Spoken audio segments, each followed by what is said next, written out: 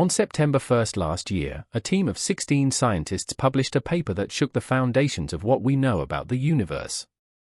They observed distant galaxies with the James Webb Space Telescope and discovered something utterly surprising. The common understanding was that the universe underwent rapid expansion before cooling down. Then, the first stars and galaxies started to form during a time we called the Dark Ages.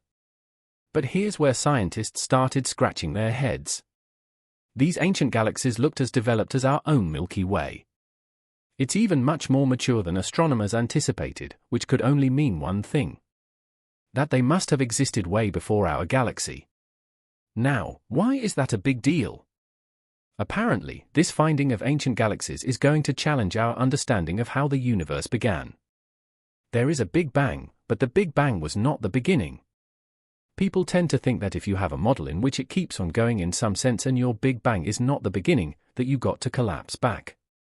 So a fundamental question arises.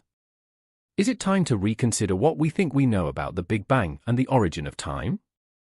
Before the early 1900s, most scientists thought the universe was static and unchanging. It means no expansion, no contraction, or any other changes taking place. But all that changed about a century ago.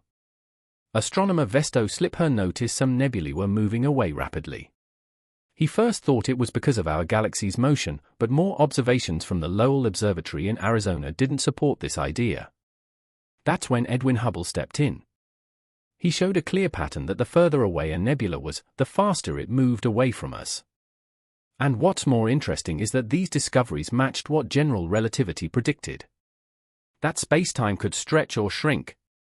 And so, if we trace back the universe's expansion using Einstein's equations, we land on the idea that all space, mass, and energy were once squeezed into a tiny point, a singularity.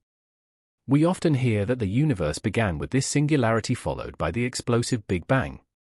If we think about it, the scale of the universe is mind-boggling, and the events just before the Big Bang are still a mystery. Now, if everything started from that point, what existed before it? Was there really nothing? No space or time before the singularity. In order to understand how the rewinding time went back billions of years ago, let's consider this scenario. Think of our universe like the surface of any balloon.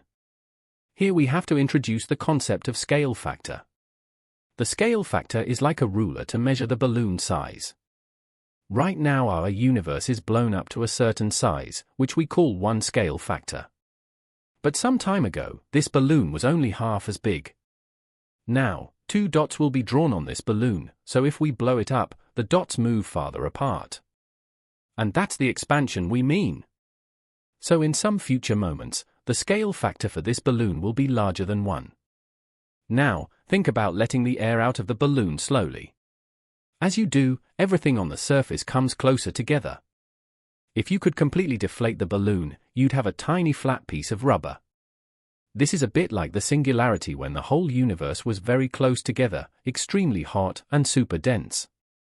If you extrapolate those equations back in time and try to predict what the conditions were at earlier times, you come to a moment 14 billion years ago when the temperature and density become infinite.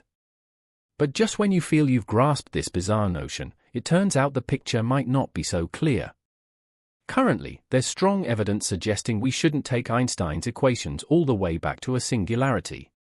For instance, observations hint at a time just before 10 to the negative 32 seconds, when the universe underwent a superfast expansion known as cosmic inflation.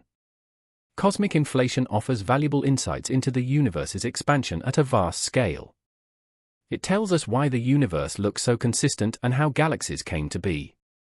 In a way, it solves several puzzles in the Big Bang theory. But still, the singularity is a condition of intense density on a minuscule scale, where quantum forces play a vital role. So, just using general relativity alone, we can't fully grasp the phenomenon of singularity. This early rapid expansion helps iron out issues with the Big Bang theory. We might need to rethink this whole Big Bang singularity concept, since it will probably reshape our understanding of cosmic inflation and the beginning of the universe. So what truly unfolded at the start? It turns out that the peculiar nature of the Big Bang singularity suggests it might not be the whole picture. Mathematical singularities in a physical concept usually raise some eyebrows. They often mean the theory has gaps or has been pushed to its limits. And that's where we stand now. We've rewound the universe using general relativity, but this theory isn't all-encompassing. At the extreme densities and temperatures of the Big Bang singularity, general relativity clashes with quantum mechanics. We're not really sure scientifically that there was a beginning to space and time. In fact, we've been exploring the idea that when you actually replace Einstein's theory with an improved theory of gravity, that you'll find that the Big Bang was not the beginning. That there existed space and time beforehand, and in fact the key events that created the large-scale structure of the universe and even all the galaxies and stars, all those events actually occurred before the Bang. And we only exist here because of those events. So Roger Penrose provided us with a new framework of thinking. He asked us to imagine what or who's in this universe eventually if we fast-forward time to infinity. Who's in this universe eventually? Not us. The black holes will all have evaporated away by Hawking evaporation. They swallow galactic clusters. What's left in the universe? Pretty well photons. That the photons reach infinity without realizing anything funny has happened. If you put it like that, infinity in this conformal picture is just like anywhere else. So let's imagine that matter in the whole universe will eventually be dominated by photons. As you might have realized from relativity, the trouble with photons is that they don't feel the passage of time. Why, you might ask? Let's break it down.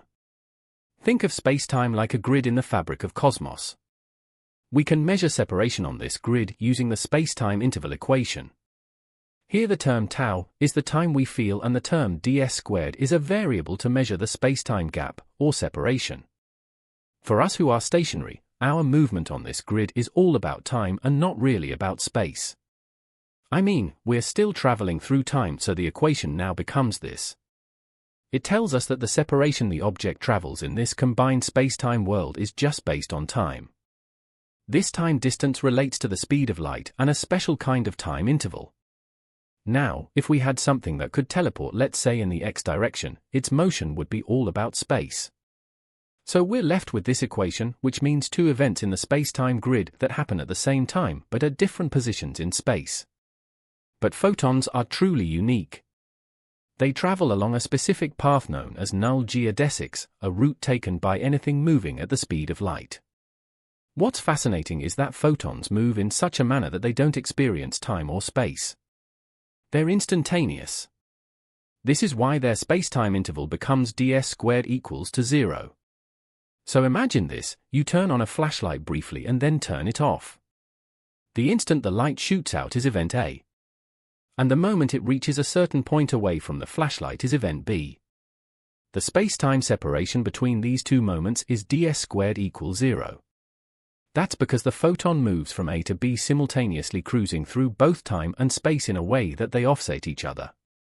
This unique way of moving means that photons lack a rest frame. They don't possess a personal clock as the rest of us do, so they never feel time passing by. This special behavior matches up with a fundamental idea in physics, that no matter where you are, or how you're moving, light always moves at a consistent speed. If photons had a stationary reference point, it would appear as if light isn't moving from their view. This very fact contradicts our understanding of the speed of light. Also, the equations governing light are the wonderful equations due to James Clerk Maxwell, aka the Maxwell equations. These have a very interesting property. It lies in the fact that the equation couldn't tell big from small. The vastness of the universe or the smallest quantum particles are all the same if we use these equations. For instance, if you have a system in which you've got some electromagnetic field and you could stretch this system to bigger or smaller, it wouldn't notice the difference. This phenomenon is called conformally invariant. If you don't mind stretching or squashing, then you could step outside this universe to another side to it. So I want you to imagine the same thing here, that you've got the Big Bang, which is somehow stretched out to be a one-time surface, but you could go before it.